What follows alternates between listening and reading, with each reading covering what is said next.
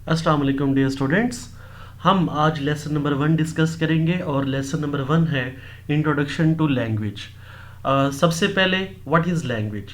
मैंने आप लोगों की सहूलत के लिए मोस्ट इम्पॉर्टेंट पॉइंट्स यहाँ पे हाईलाइट कर दिए हैं। आप ज़्यादा इनको फोकस करेंगे और इन्हीं को आप शॉर्ट नोट्स में अपने पेपर में लिखेंगे। इंशाल्लाह आपको फुल मार्क्स मिलेंगे। तो सबसे पहले हम डिस्कस करते हैं व्हाट इज़ लैंग्वेज, कि ज़ुबान क्या है, लैंग्वेज क्या है। तो ये उसकी डेफिनेशन है, यहाँ पे हाईलाइट की हुई है। Language is a method of human communication, कि एक दूसरे से बातचीत करने का जो अंदाज है, जो तरीका है, उसे हम ज़ुबान कहते हैं, लैंग्वेज कहते हैं। और लैंग्वेज ये स्पोकन भी हो सकती है और रिटन भी हो सकती है, कि आप बोल के भी अपना मैसेज कन्वे कर सकते हैं और आप लिख के भी अपना मैसेज कन्वे कर सकते हैं। एक और यहाँ पे डेफिनेशन है, language is a method of expression और कम्युनिकेशन। तो लैंग्वेज अपने तासुरात के इजहार का एक तरीक़ाकार है, कि आप अपनी बात किसी को कन्वे करना चाहते हैं, आप अपनी फीलिंग्स, अपने इमोशंस, आप अपनी कोई ज़रूरियात किसी को बताना चाहते हैं, तो आप लैंग्वेज के ज़रिए, चाहे स्पोकन फॉर्म में है चाहे रिटन फॉर्म में है, आप कन्वे कर सकते हैं। तो लैंग्वेज ये अल्लाह ताला की तरफ से एक गिफ्ट है इंसानों को, और ये गिफ्ट सिर्फ इंसानों को ही मिला है। जानवरों के पास भी लैंग्वेज है, लेकिन इस तरह नहीं है कि जिस तरह के इंसानों के पास है। Animal communication, animal language limited language है, लेकिन जो ह्यूमन लैंग्वेज है वो बहुत वास्ट लैंग्वेज कहलाती है। उसके बाद आगे देखें जी, टर्म लैंग्वेज, के लैंग्वेज के को अगर हम मज़ीद डिफ़ाइन करें तो लैंग्वेज को हम कैसे मज़ीद डिफ़ाइन कर सकते हैं। तो लैंग्वेज के बारे में है जी, a systematic means of communicating ideas और फीलिंग्स, कि अपने जो ख्यालात हैं या जो आपकी फीलिंग्स, आपके जो इमोशंस, आपके जो जज्बात हैं, उनको एक ऑर्गेनाइज्ड वे में, उनको सिस्टमेटिक वे में इजहार करना, ये भी लैंग्वेज कहलाता है। ये भी लैंग्वेज के ज़रिए ही आप अपने इन आइडियाज़ को एक्सप्रेस करते हैं। अच्छा, लैंग्वेज दो तरह की हो सकती है। एक हम कहते हैं साइन लैंग्वेज, और एक हम कहते हैं कि वर्ड लैंग्वेज। साइन लैंग्वेज कौन सी होती है, कि जो आप अक्सर आपने रोड्स पे मुख्तलिफ इशारे देखे होंगे, साइन बोर्ड्स लिखे हुए आपने देखे होंगे, वहाँ पे बने हुए देखे होंगे। तो वो एरो का निशान होता है, यू टर्न लें, राइट लेफ्ट लें, आप दाएं तरफ मुड़ें। तो ये क्या है, ये नॉन वर्बल कम्युनिकेशन कहलाती है। लेकिन जो आप वर्ड्स की फॉर्म में जो आप लैंग्वेज, जो अपने ख्यालात के इजहार करते हैं, वो हमारी वर्बल लैंग्वेज कहलाती है। तो दो तरह की हमारी लैंग्वेज हो सकती है, verbal and non verbal language. इसके अलावा देखें जी, a formal system of sign and symbol, के ये जो हमारी लैंग्वेज है ये एक फॉर्मल सिस्टम है साइंस और सिंबल्स का। बेसिकली जो हमारे वर्ड्स होते हैं लैंग्वेज के अंदर, वो हमारे साइंस हैं, वो हमारे सिंबल्स हैं, और वही साइंस और सिंबल्स हमारे लिए मीनिंग कन्वे कर रहे होते हैं। ठीक है, तो लैंग्वेज में क्या है, लैंग्वेज वर्ड्स के ज़रिए बनती है, और वर्ड्स क्या है, लैंग्वेज के लिए साइंस एंड सिंबल्स हैं, जिनके ज़रिए आप अपना मैसेज, आप अपनी इमोशंस, आप अपने आइडियाज़ कन्वे कर रहे होते हैं।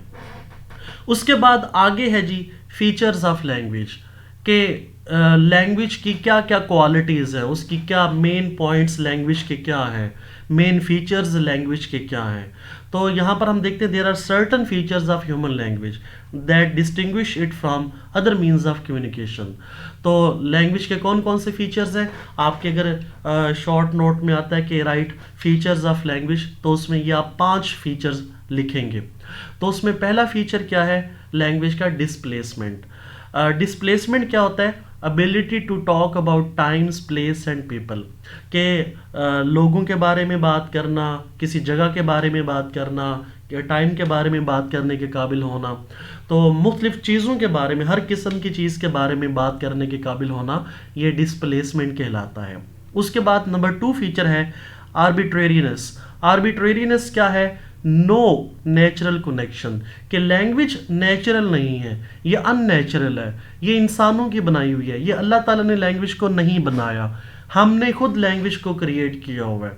तो इसलिए लैंग्वेज जो है वो आर्बिट्रेरी है, ये नेचुरल नहीं है, ये अननेचुरल है। उसके बाद है प्रोडक्टिविटी। लैंग्वेज का तीसरा फीचर है productivity. This is the ability to continually create new expressions. कि लैंग्वेज की एक क्वालिटी ये है कि आप नए नए एक्सप्रेशंस क्रिएट करते रहते हैं, नई नई आप सेंटेंसेस बनाते रहते हैं, नए नए फ्रेजेस बनाते रहते हैं।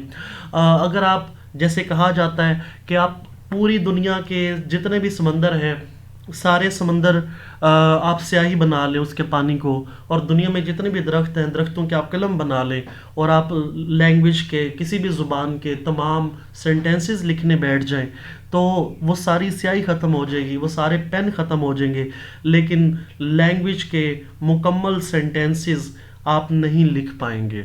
मतलब लैंग्वेज के अंदर प्रोडक्टिविटी है कि आप इतने ज़्यादा सेंटेंसेस आप बनाते हैं, बना सकते हैं कि उसकी कोई लिमिट नहीं है। Infinite number of sentences, expressions आप लैंग्वेज में प्रोड्यूस कर सकते हैं, क्रिएट कर सकते हैं। उसके बाद नंबर 4 पॉइंट है कल्चरल ट्रांसमिशन।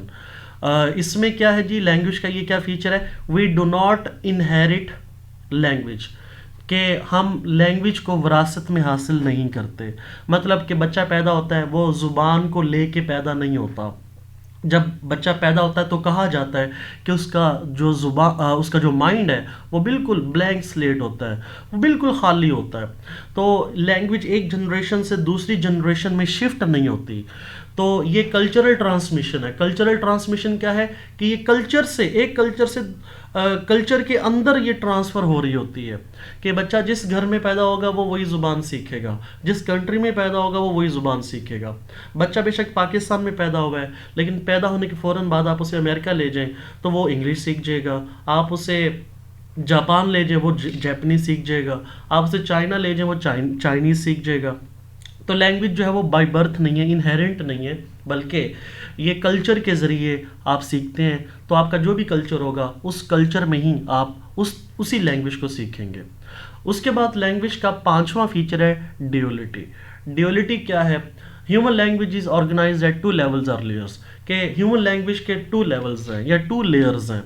पहले नंबर पे क्या है, प्रोड्यूस इंडिविजुअल साउंड्स। एक है साउंड्स, कि लैंग्वेज जो है वो साउंड्स के ज़रिए भी प्रोड्यूस की जाती है, या organise a variety of sentence, और फिर वो जो साउंड्स होते हैं वो बाद में सेंटेंस की फॉर्म में उनको हम कनेक्ट करते हैं, और इस तरह हमारी एक पूरा कंप्लीट सेंटेंस और एक कंप्लीट मैसेज हमारा डिज़ाइन हो जाता है।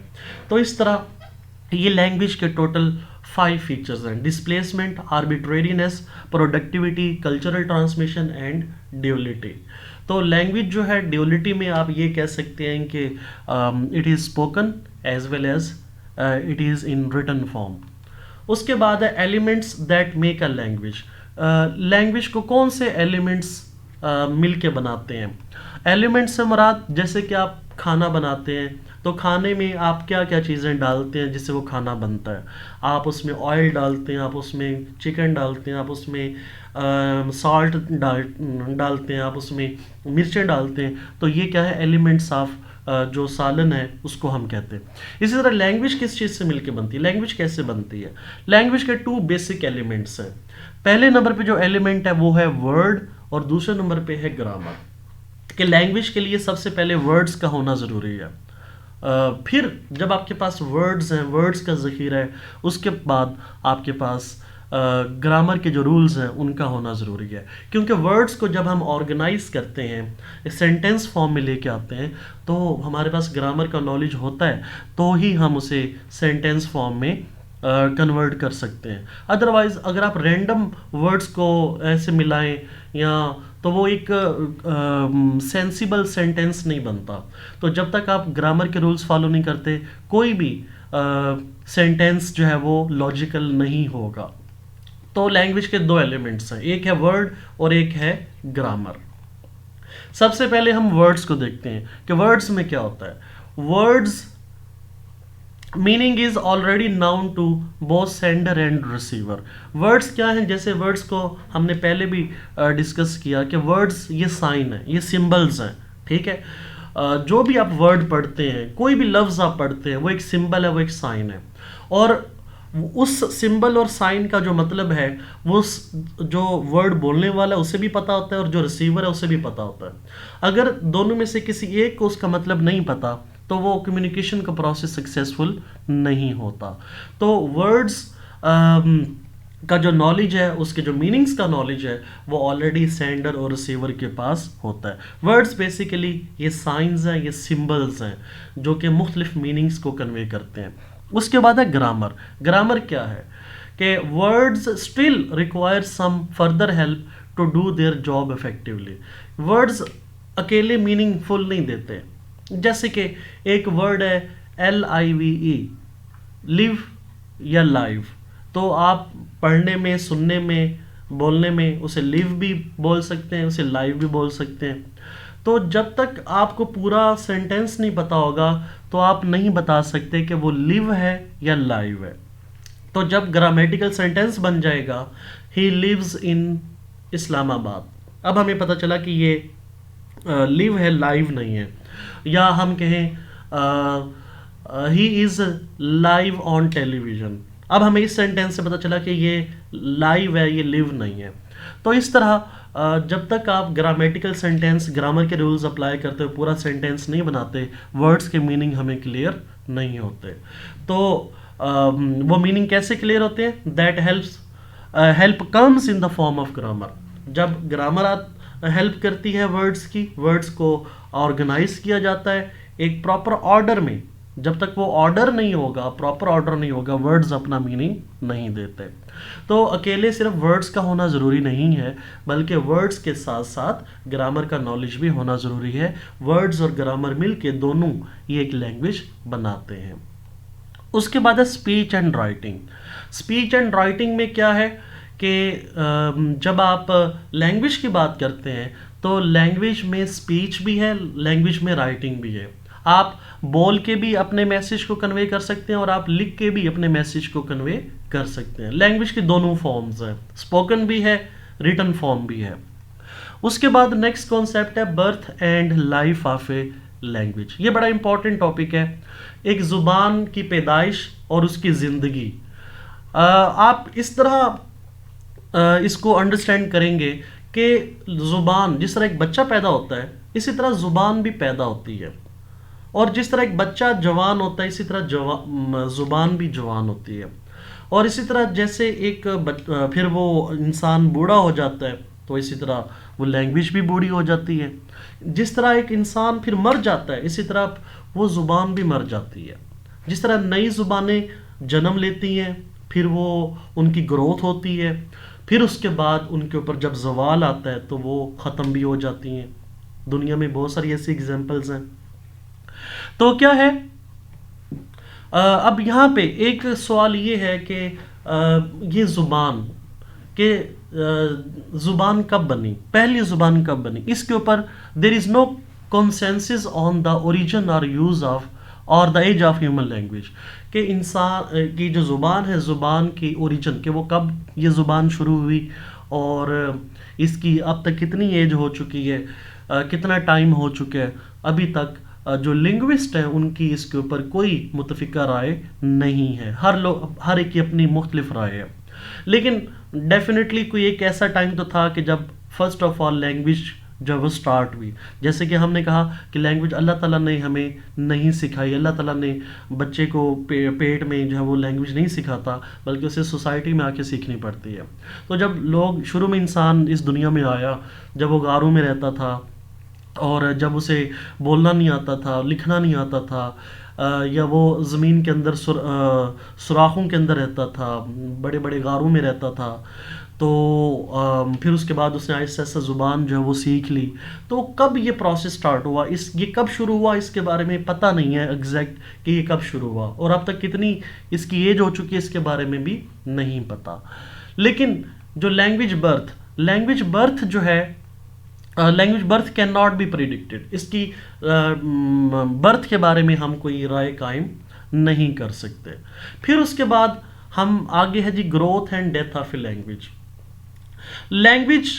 Languages are thoroughly organic entities. Organic entities क्या होती हैं? जिस तरह ऑर्गेनिक एंटिटीज से मुराद कि जो लिविंग एंटिटीज़ हैं, आप ये समझें कि लैंग्वेज बेजान नहीं है, वो जानदार है। जिस तरह हम जानदार हैं, जिस तरह पौधे जानदार हैं, जानवर जानदार हैं, इसी तरह लैंग्वेज भी क्या है, वो ऑर्गेनिक एंटिटी है। मतलब जिस तरह इंसान बच्चा पैदा होता है, फिर वो बड़ा होता रहता है, फिर वो मिच्योर हो जाता है, जवान हो जाता है, फिर वो बूढ़ा होना शुरू हो जाता है, फिर वो आखिरकार उसकी डेथ हो जाती है। इसी तरह ज़ुबान भी पैदा होती है, बड़ी होती है, मिच्योर होती है, फिर जवान हो जाती है, फिर बूढ़ी होती है, और फिर उसके बाद उसकी डेथ हो जाती है। इस तरह ये क्या है, लैंग्वेज भी ऑर्गेनिक एंटिटी है। Successful changes to the language are spread quickly and often intuitively। और लैंग्वेज के अंदर जो चेंजेस हैं वो बड़ी तेज़ी के साथ सम टाइम आती हैं। जहाँ पर भी चेंजेस आने को मौका मिलता है तो लैंग्वेज के अंदर चेंज आ जाता है। लैंग्वेज कभी भी एक जैसी नहीं रहती, लैंग्वेज वक्त के साथ साथ तब्दील होती रहती है। नए लोग आते हैं, नए कल्चर आते हैं, टाइम तब्दील होता है, हालात तब्दील होते हैं, तो उसके साथ साथ लैंग्वेज भी चेंज होती रहती है। लैंग्वेज कभी भी एक जैसी नहीं रहती। लैंग्वेजेस समटाइम्स डाई आउट, और बाज़ जो ज़ुबानें हैं वो मर भी जाती हैं, ख़त्म हो जाती हैं। कैसे? जब किसी लैंग्वेज के स्पीकर्स उसे बोलना छोड़ दें तो वो ज़ुबान ख़त्म हो जाएगी, मर जाएगी। जैसे कि अभी आजकल आप देखें कि हमारी जो नेटिव ज़ुबानें हैं, छोटी ज़ुबानें हैं, पंजाबी, सराइकी, जो अब आपने देखा होगा कि नई जनरेशन के अंदर जो पढ़े लिखे वालिदैन हैं वो पंजाबी, सराइकी बच्चों को नहीं सिखाते, वो डायरेक्ट उर्दू सिखाते हैं। तो इसका नतीजा आखिरकार क्या होगा कि एक टाइम आएगा कि पंजाबी और सराइकी बोलने वाले नहीं होंगे, सिर्फ उर्दू बोलने वाले होंगे। ठीक है, तो ये इस तरह कोई ज़ुबान जो है वो ख़त्म भी हो सकती है, वो मर भी सकती है।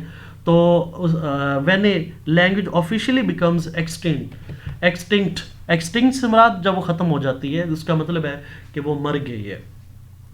जैसे कि यहाँ पे वो कहता है कि Cornish died out in 1777 when the last native speaker died. ये एक ज़ुबान है जिसका नाम कॉर्निश है, और 1777 में ये ज़ुबान ख़त्म होगी जब उसका आखिरी स्पीकर भी बोलने वाला नहीं रहा, वो मर गया, तो उसके साथ वो ज़ुबान भी मर गए। तो लैंग्वेज का एक नस्ल से दूसरी नस्ल में ट्रांसफ़र होना बहुत ज़रूरी है। अदरवाइज़ अगर लैंग्वेज ट्रांसफ़र नहीं होती तो लैंग्वेज फिर ख़त्म हो जाती है, उसकी डेथ हो जाती है। जिस तरह वो यहाँ पे कहता है कि nobody speaks classical Latin today, कि बहुत सारी ज़ुबानें ऐसी हैं जैसे कि क्लासिकल लैटिन ज़ुबान, जो ग्रीक ज़ुबान है या लैटिन ज़ुबान है, वो आजकल लोग नहीं बोलते। तो उसका क्या नतीजा निकलता है कि वो ज़ुबान फिर आखिरकार ख़त्म हो जाती है, उसकी डेथ हो जाती है। Overall languages take birth, live, grow, die and sometimes are reborn. बाज़ औक़ात ये भी होता है कि लैंग्वेज रीबॉर्न भी होती है, उसकी दोबारा पैदाइश भी हो जाती है कि एक ज़ुबान को बोलना लोगों ने छोड़ दिया था, लेकिन फिर क्या है कि नई कोई ऐसी जनरेशन आती है, वो कहती है जी हम अपनी ज़ुबान को दोबारा से उसे हम उठाते हैं। ठीक है, तो जैसे कि इसराइली यहूदी जब लोग आए तो उन्होंने क्या कहा कि अपनी जो हेब्रियू ज़ुबान है उसको दोबारा से उन्होंने रिवाइव करने की कोशिश की, जो कि काफ़ी अरसे से बहुत अरसा पहले लोगों ने उसे बोलना छोड़ दिया था, लेकिन उन्होंने आके उसे दोबारा रीबॉर्न किया, उसे दोबारा बोलना स्टार्ट कर दिया। तो इस तरह लैंग्वेज जो है वो उसकी पैदाइश भी हो सकती है, वो ज़िंदा रहती है, ग्रो करती है, मर जाती है, और सम टाइम उसकी रीबर्थ भी होती है। So that's all about today's lecture. Hopefully आपको ये सारे पॉइंट्स समझ आ गए होंगे। जो मैंने पॉइंट्स बोल्ड किए हुए येलो कलर में, आपने इन पे फोकस करना है, इनको आपने इनको ही अगर आप लिख दें शॉर्ट नोट्स के अंदर, इंशाल्लाह आपके अच्छे मार्क्स आएंगे। इंशाल्लाह आगे नेक्स्ट वीडियो के साथ आपसे दोबारा मुलाकात होगी।